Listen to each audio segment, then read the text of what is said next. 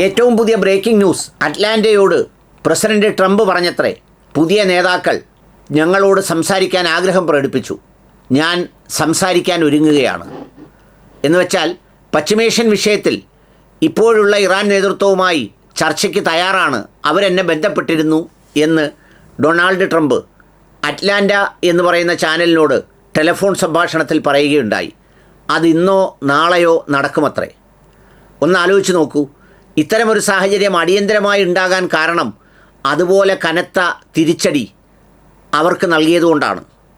എന്ന് മാത്രമല്ല, മറ്റ് GCC രാജ്യങ്ങളിലെ US ബേസിലേക്കും ബാക്കിയുള്ള സ്ഥലങ്ങളിലേക്കും മിസൈൽ വർഷം നടത്തിയതോടുകൂടി ഇരിക്കപ്രതിയില്ലാതായി ട്രംപിനെ സംബന്ധിച്ചിടത്തോളം.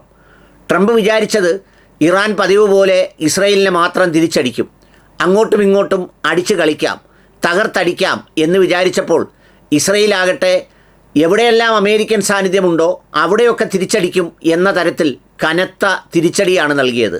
അവിടെ ആകെ ഇറാൻ ഒഴിവാക്കിയത് തങ്ങളുമായി ചർച്ച നടത്തിയ ഒമാനെ മാത്രമാണ്. ഖത്തറിനെ പോലും വിട്ടില്ല, എല്ലാ സ്ഥലങ്ങളിലേക്കും ബോംബുകൾ അടിച്ചു. അങ്ങനെ മിസൈലുകൾ അടിച്ചതോടുകൂടി പശ്ചിമേഷ്യ ആകെ സംഘർഷഭൂമിയായി. എല്ലായിടത്തെയും വളരെ സുഖകരമായ അന്തരീക്ഷത്തിന് ഇളക്കം സംഭവിച്ചു. അവിടുത്തെ രാജ്യഭരണാധികാരികൾക്കെല്ലാം എപ്പോഴും ആശങ്കയുണ്ട്, ജനങ്ങൾ ഈ വിഷയത്തിൽ ഇസ്രായേലിനെ പിന്തുണച്ചാൽ തങ്ങൾക്കെതിരാവുമോ എന്ന ചിന്ത അവർക്ക് നന്നായിട്ടുണ്ട്. ഇന്ന് പാകിസ്ഥാനിൽ US എംബസി അടിച്ചു തകർത്തത് വാർത്തയൊക്കെ ഇതിൻ്റെ താപമാനം വർദ്ധിച്ചു. ആ സമ്മർദ്ദം എല്ലാ അർത്ഥത്തിലും ചെല്ലുകയും എബ്രഹാം ലിങ്കൺ ഇട്ടടിക്കുകയും അതോടൊപ്പം ടെല്ലവീവ് അടക്കം 9 സ്ഥലങ്ങളിൽ കനത്ത നാശനഷ്ടമുണ്ടാക്കി ഇറാൻ തിരിച്ചടിക്കുകയും ബങ്കറിൽ സുരക്ഷിതമായി കഴിഞ്ഞിരുന്നവർ അക്രമത്തിൽ കൊല്ലപ്പെടുകയും US സൈനികർ കൊല്ലപ്പെടുകയും ചെയ്തതോടുകൂടി സംഗതി മൂത്തു. സോക്കേടിന് കുറച്ച് ആശ്വാസം വന്നു. അതുകൊണ്ടാണ് വളരെ പെട്ടെന്ന് തുടർ ചർച്ചയാകാം എന്ന് തീരുമാനിച്ചത്. അങ്ങനെ ഒരു തുടർ ചർച്ചയൊന്നും ഉദ്ദേശിച്ചിരുന്നില്ല. പഴയ ഷായുടെ പിൻഗാമി പഹ്ലവി എന്ന് പറയുന്ന ഒരു പാവയെ ഇവിടെ കൊണ്ടുവന്ന് പ്രതിഷ്ഠിച്ച് തങ്ങളുടെ ചൊൽപ്പടിക്ക് നിർത്തി കാര്യങ്ങൾ വേഗത്തിൽ നടത്താം എന്നാണ് വിചാരിച്ചത്. അതുകൊണ്ടാണ് ചില വാർത്താമാധ്യമങ്ങൾ റിപ്പോർട്ട് ചെയ്തത് ഇസ്രായേലിന് കൊടുത്തിരിക്കുന്ന നിർദ്ദേശം 7 ദിവസം കൊണ്ട് അടിച്ച് പൂർത്തിയാക്കിക്കൊള്ളണം എന്നാണ്. എന്നിട്ട് ഒരു ദിവസമാണ് അടിച്ചത്.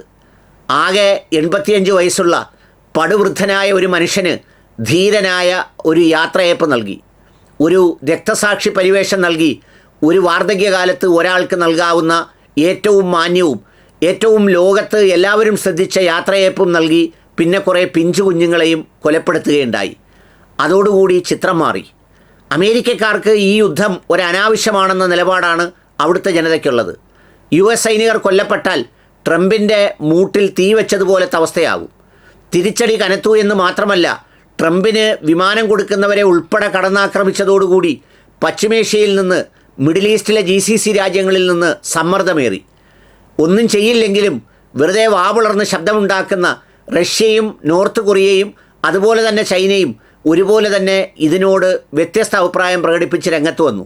ആകെ നമ്മുടെ മുതലാളി മാത്രമാണ് മൗനം പാലിച്ചിട്ടുള്ളത്, ഒന്നും മിണ്ടാതിരുന്നത്. ഏതായാലും അത്തരമൊരു സംഘർഷം ഉണ്ടായതോടുകൂടിയാണ് ഉടൻ തന്നെ പുതിയ നേതാക്കളുമായി ചർച്ചയാവാം എന്ന് ട്രംപൻ തീരുമാനിച്ചത്. ഉടൻ ചർച്ച നടക്കുമെന്നാണ് വാർത്ത.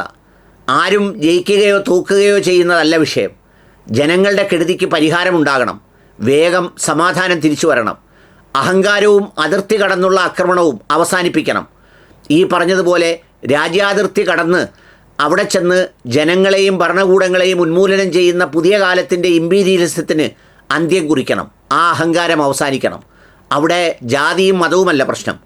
വെനിസ്വേലയിലെ ഭരണാധികാരിയോട് ചെയ്ത അതേ തോന്നിയാസത്തിൻ്റെ മറ്റൊരു പതിപ്പാണ് ഇറാനിലും കാണിച്ചത്. അത്രയേ ഉള്ളൂ.